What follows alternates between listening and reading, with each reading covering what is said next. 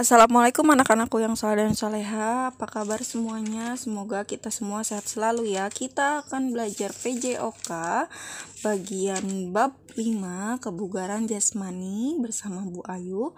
Sebelum belajar, alangkah baiknya kita bacakan basmalah. Bismillahirrohmanirrohim.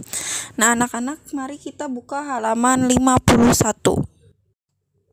Nah, di sini kalian akan belajar tentang berbagai latihan kebugaran jasmani. Nah, pernahkah kalian melakukan latihan-latihan kebugaran jasmani? Apa aja sih manfaat yang kalian dapatkan setelah melakukan latihan tersebut? Nah, anak-anak, latihan kebugaran jasmani sangat bermanfaat bagi tubuh kita ya. Di antaranya dapat meningkatkan daya tahan tubuh dan membentuk tubuh menjadi bagus dan kuat. Nah, kebugaran jasmani ini memiliki dua aspek ya, yaitu kesehatan dan performa. Kesehatan meliputi kekuatan daya dan daya tahan otot, daya tahan jantung dan paru-paru, serta fleksibilitas. Sedangkan performa meliputi koordinasi, agilitas, kecepatan, dan keseimbangan. Nah, pada materi ini kalian akan mempelajari latihan-latihan yang dapat menjaga kebugaran jasmani. Selain itu, kalian juga akan belajar mengukur tingkat kebugaran tubuh. Selanjutnya di halaman 52 ada latihan kebugaran jasmani. Nah, latihan ini merupakan kemampuan fisik yang dimiliki seseorang untuk melakukan aktivitas fisik tanpa harus mengalami kelelahan atau merasakan kecapean yang berarti ya anak-anak. Nah, dalam bahasa Inggris istilah kebugaran jasmani disebut physical fitness. Nah, kebugaran jasmani memiliki beberapa unsur ya, antaranya ada kekuatan atau disebut ya strength atau power ya, kelentukan, flexibility, kecepatan, speed, kelincahan, agility. Nah, keseimbangan, balancing, daya tahan, endurance, dan lain sebagainya. Berikut beberapa latihan untuk meningkatkan unsur-unsur kebugaran jasmani. Yang pertama ada latihan kekuatan atau strength, merupakan salah satu unsur utama dari kebugaran jasmani. Nah, kekuatan ini merupakan kualitas kebugaran jasmani yang dinilai melalui kemampuan fisik seseorang dalam hal penggunaan otot untuk melakukan aktivitas sehari-hari. Nah, berikut bentuk-bentuk latihan untuk meningkatkan kekuatan adalah push up. Nah, push up ini suatu jenis latihan kekuatan yang berfungsi untuk menguatkan otot bicep maupun tricep ya anak-anak.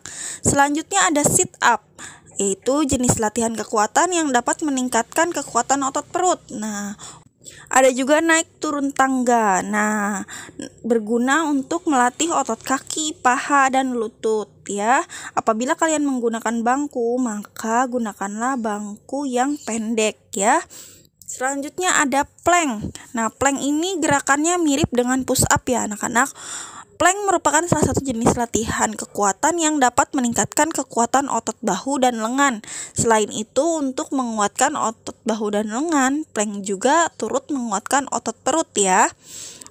Yang kelima ada push up kursi. Nah, push up kursi ini dilakukan dengan menggunakan media kursi ya.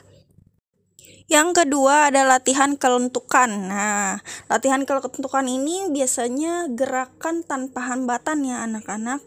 Kelentukan atau disebut juga flexibility merupakan kemampuan untuk menggerakkan tubuh dalam suatu ruang gerak yang seluas mungkin tanpa mengalami cedera pada persendian dan otot sekitarnya. Nah, anak-anak, latihan kelentukan ini dapat dilakukan dengan dua cara ya, yaitu kelentukan dinamis dan kelentukan statis. Dinamis dilakukan dengan melakukan gerakan secara berulang-ulang dalam posisi bergerak, sedangkan kelentukan statis dilakukan dengan melakukan gerakan secara berulang-ulang dalam posisi diam. Nah, contoh kelentukan ini ada mencium lutut dari sikap duduk dengan paha dan kaki tetap menempel pada lantai. Nah, ada juga split atau membuka kedua kaki selebar-lebarnya hingga punggung kaki menempel pada lantai. Ada juga latihan kelentukan otot leher. Ya, ini tujuannya untuk melatih persendian dan otot leher ke arah depan dan ke samping. Selanjutnya ada latihan kelentukan sendi pinggul ya.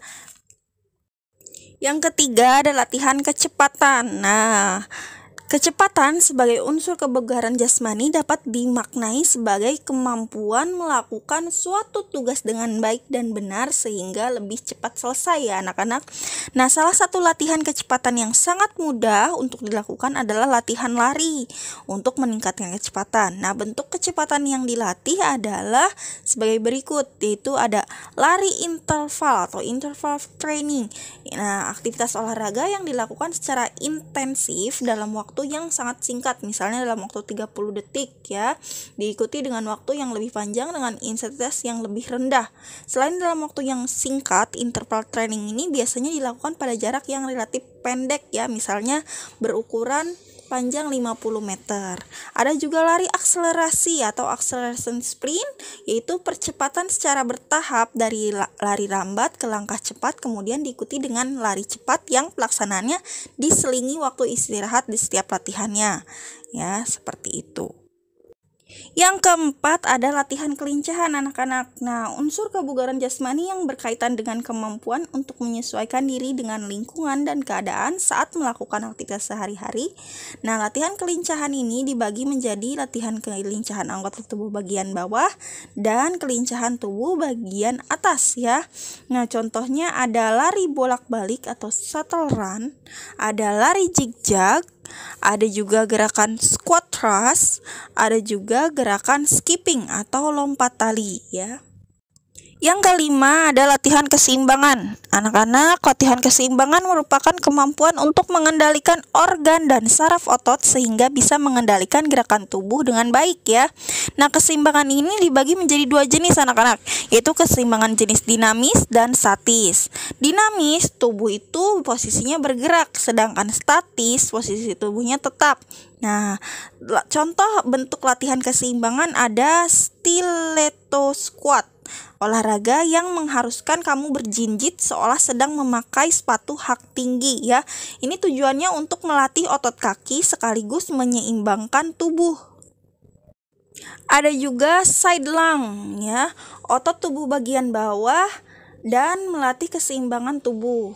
Nah, ada juga airplane pose atau bentuk pesawat terbang ya. Ini melatih keseimbangan juga melenturkan tubuh ya. Nah, anak-anak yang keenam, latihan daya tahan tubuh. Nah, anak-anak, daya tahan berkaitan langsung dengan stamina atau kemampuan melakukan aktivitas dalam jangka waktu yang lama. Nah, daya tahan ini membutuhkan latihan yang kompleks ya, karena berkaitan dengan meningkatkan kinerja paru-paru, jantung, dan juga sistem peredaran darah, serta kekuatan otot. Nah, daya tahan yang berhubungan dengan pernapasan, jantung, dan paru-paru ini disebut juga dengan istilah respiratio kardiovaskuler endurance. Nah, untuk melatih kekuatan dan daya tahan anggota tubuh, baik bagian atas maupun bagian bawah, dapat dilakukan dalam bentuk sirkuit ya, atau rangkaian latihan ya. Oke, selanjutnya kita akan mengukur tingkat kebugaran jasmani. Nah, anak-anak, menghitung denyut jantung atau denyut nadi yang dimiliki setiap orang itu berbeda-beda ya, bervariasi. Nah, jumlahnya dapat lebih rendah saat dalam keadaan istirahat dan dapat meningkat saat sedang berolahraga. Nah, denyut nadi ini. Hal ini karenakan saat olahraga tubuh membutuhkan lebih banyak darah yang membawa oksigen untuk dialirkan ke semua sel-sel tubuh. Nah, berikut jumlah denyut nadi normal per menit ya. Nah, bayi di usia 1 tahun denyut jantungnya 100 sampai 160 kali per menit. Usia 1 sampai 10 tahun 70 sampai 120 kali per menit. Usia 11 sampai 17 tahun 60 sampai 100 kali per menit. Dewasa 60 sampai 100 kali per menit. Nah, atlet dengan kondisi yang baik 40 sampai 60 kali per menit ya. Nah, orang yang aktif memiliki otot jantung yang lebih baik sehingga jantung tidak perlu bekerja keras untuk mempertahankan fungsi tubuh ya. Ada beberapa cara nih untuk mengetahui dan menghitung denyut nadi. Ada caranya dengan radial pulse rate ya, dengan menyentuh menggunakan ujung jari telunjuk dan jari tengah di arteri radialis ke arah distal di bagian ujung radiusnya atau di daerah pergelangan tangan luar ya anak-anak. Ada juga cortoid pulse rate sentuh daerah leher di bagian bawah telinga rahang ya. Jangan ditekan terlalu keras karena penekanan terlalu kuat ini akan mengganggu arteri karotid setinggi karotid triporid, dapat menyebabkan efek hambatan pada kinerja jantung ya.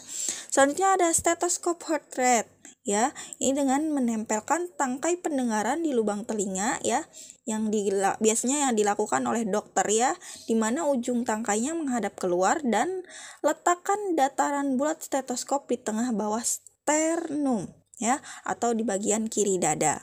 Nah, ini biasa dilakukan oleh para dokter ya anak-anak. Selanjutnya kita akan mengukur frekuensi denyut nadi maksimal atau kita singkat DNM. Rumusnya 220 dikurangi usia seseorang ya. Nih contohnya, diketahui Winda berumur 18 tahun. Maka DNM yang dimiliki Winda adalah 220 dikurangi 18, akan didapat 202 per menit. Jadi DNM Winda atau denyut nadi maksimal Winda adalah 202 per menit. Selanjutnya cara mengukur potensi aktivitas. Nah, anak-anak setelah melakukan aktivitas ini akan berubah ya denyut nadinya ya. Nah, Winda ketika diukur kembali denyut nadinya itu menjadi 100 kali per menit nih. Nah, untuk mengukur potensi aktivitas yang dimiliki oleh Winda, kita dapat melakukannya dengan rumus denyut nadi aktivitas ya, yang tadi 100 kali per menit itu dibagi DNM yang 202 per menit tadi, kemudian dikalikan 100%, maka akan didapat 49,5% ya. Jadi Winda melakukan aktivitas 49,5% dari aktivitas maksimal per denyut nadi maksimal. Sedangkan untuk mengukur recovery atau setelah aktivitas atau seberapa cepat pengembalian denyut jantung normal dapat dihitung setelah istirahat selama 5 menit ya, dan mulai menghitung denyut nadi lagi ya. Contohnya setelah beraktivitas denyut nadi Winda kan 100 kali per menit tuh tadi kan. Nah, setelah istirahat selama 5 menit denyut nadi Winda turun menjadi 85 per menit. Nah, mendekati denyut nadi normal yaitu 80 kali per menit ya. Jadi recovery Winda cukup bagus karena setelah beraktivitas Winda mampu mengembalikan denyut nadi normalnya dengan baik ya.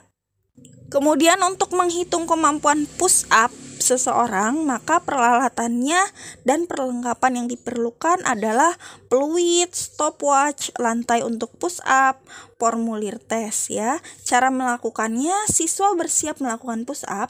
Ketika peluit terdengar pertama, nah maka siswa melakukan sekali push up. Kemudian ketika terdengar peluit kedua, maka siswa melakukan push up yang kedua, dan seterusnya sambil menghitung push up yang mampu dilakukan, atau dapat pula dilakukan dengan cara menghitung berapa banyak push up yang mampu dilakukan dalam waktu 1 menit. Oke anak-anak, kalau sudah mengerti materinya ya, kalian silahkan ikuti seperti ibu tadi, digarisin yang penting-pentingnya ya.